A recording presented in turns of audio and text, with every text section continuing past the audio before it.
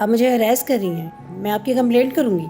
ज़रूर कीजिएगा, लेकिन प्लीज़ ये आप मुझे दे दें, क्योंकि ये आप डिज़र्व नहीं करती।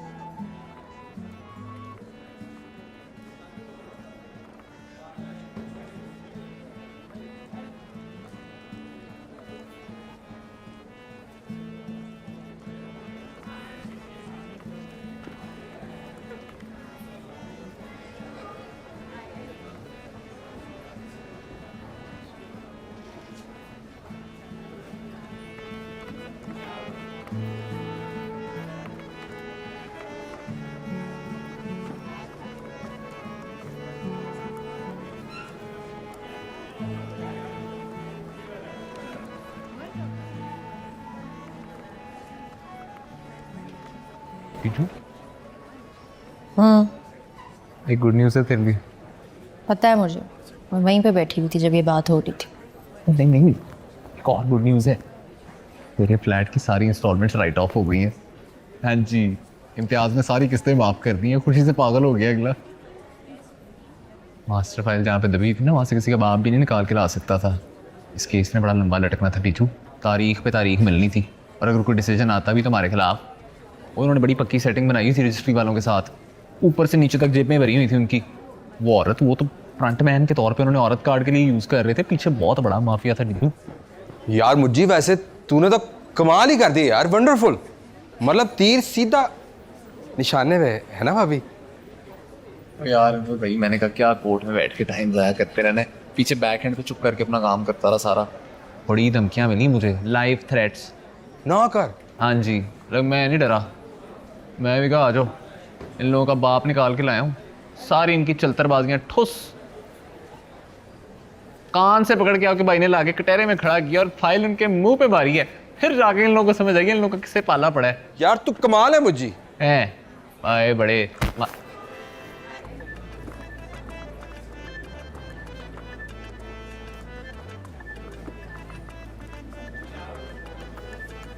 ओए ओए, शादिया चौधरी को 50,000 रुपए किस बात के दिए तूने? वो उसे फ्लैट के लिए मैंने कर्जा लिया था अनवर भाई, वो थोड़ा थोड़ा करके वापस कर रहा था ना। सारा कसूर इश्तियाक करेगा टीचू। आखिरी मिनट में उन्होंने मना कर दिया था, मैं क्या करता? मेरे पास कोई और ऑप्शन ही नहीं था यार। कोई और ऑप्शन नहीं था तो मुझसे पूछ लेते, मैं हमजा से मांग लेती। एक ही बात है टीचू। एक ही बात है, तुम घुन्ने क्यों बने रहे? क्यों छुपाया तुमने मुझसे? झूठ बोलते रहे। एक ही बात है, जाओ जाके रहो अपनी शादिया चौधरी के साथ उसमें। टीचर के फ्लैट तो तेरा है। वार दूंगी तुम्हारी महबूबा पे, मेरी तरफ से शादी का गिफ्ट समझो। ये तू पहले मेरा गला घोटने को फिर रही थी, अब तू वारने पे आ गई है। मेरे काबिल नहीं रहा वो फ्लैट।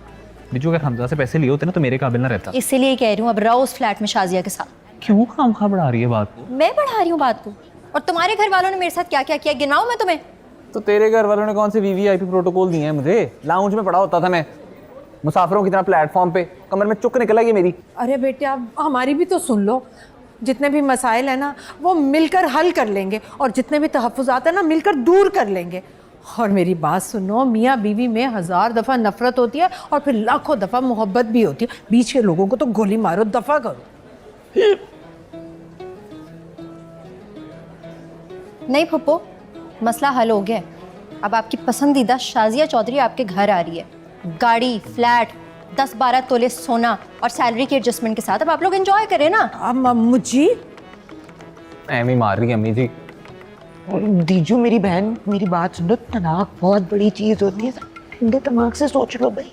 तमकिनत बाजी, तलाक तो उसी रात हो गई थी जब लाशें गिरी थी मेरी सलामी पे, और आप पटाखे फोड़नी थी मुज्जी की लव स्टोरी के। हाँ, तो अपनी बहन के ताने भी याद रख जो उठते बैठते मेरे पे बरसाती रहती थी हमजा हमजा की तस्वीर के साथ। मैं बताऊं तुम मेरी फैमिली के बारे में क्या कहते थे? बताऊं मैं अभी सबको? लेजी, क्रेजी, ग्रीडी, पागल जेंजी। आप लोग भी सुन लें, डायन, लेडी हिटलर, और आप तो ना ही पूछे इश्तियाक भाई। चमचा, चापलूस, रन मुरीद, जन मुरीद, जो कहना है कह लो हमें, लेकिन एक दूसरे को छोड़ो नहीं। हाँ भाई, मैं डायन हूँ, ये चुड़ैल हैं, वो देव हैं, जो भी है ना, कसम उठवा लो, तुम लोगों को अलग नहीं देखना चाहते। मैंने भी कई बार इनके घर वालों का बुरा भला कहा है। मियाँ बीवी में ऐसी बातें हो जाती हैं बेटा। तो और क्या जीजू, देख बेटा, ये जो मियाँ बीवी में छोटी मोटी लड़ाई होती है ना, ये मोहब्बत की निशानी होती है। तेरे सामने ही है, हम दोनों आपस में कितना लड़ते हैं, लेकिन इतने सालों में कभी प्यार नहीं कम हुआ हमारा। ऐसा सोची भी ना मेरी डीजू। हैं बेटा? डीजू, मैंने भी अपना माइंड चेंज कर लिया है। मुझे भाई बिल्कुल वैसे नहीं है जैसे मुझे लगता था। बहुत स्वीट और इनोसेंट हैं। भले मैं लाउंज में पढ़ा रहा हूँ, आप ये मत करें प्लीज़। खतीजा बिलाल सदीकी बनाम मुश्तबा सदीकी, हाजिर हो।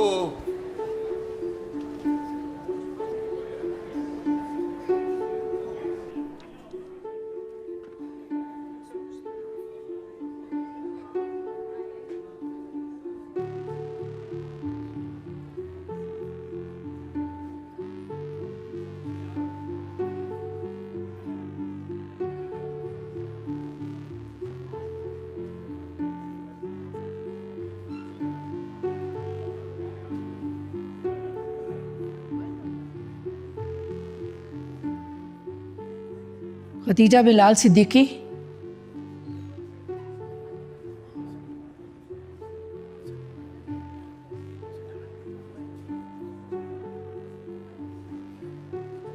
मुश्तबा सिद्दीकी,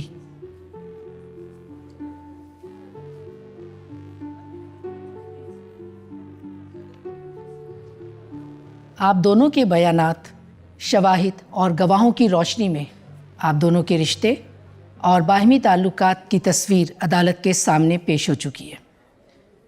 लेकिन कोई फ़ैसला लेने से पहले मैं आप लोगों से कुछ सवालात करना चाहूँगी।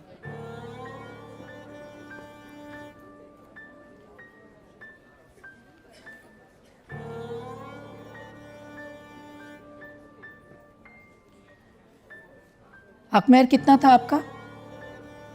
मुझे याद नहीं है मैडम, मैंने पढ़े बगैर साइन कर दिए थे। आपको याद है?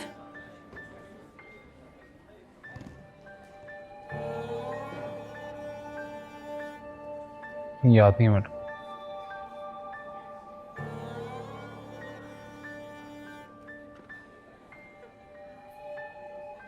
ज्वेलरी जो आपको मुश्तबा ने दी या जहेज़ का सामान जो आप साथ लेके आई थी? जी, एक सेट दिया था इसने, जहेज़ के लिए मना कर दिया था।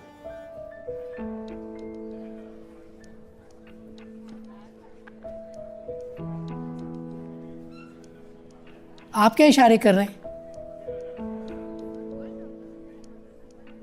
क्या कहना चाहते हैं हकमहर के बारे में?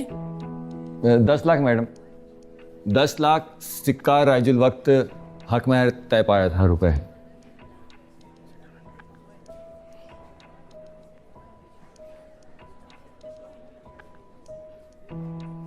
खुला की सूरत में आप ज्वेलरी का सेट क्लेम करेंगे या इसको हकमहर के तौर पे इन्हें दे देंगे? सेट बेच दिया था मैडम फ्लैट खरीदने के लिए। फ्लैट इसके नाम पे है मैडम। यानी कोई किसी पर कुछ क्लेम नहीं करेगा।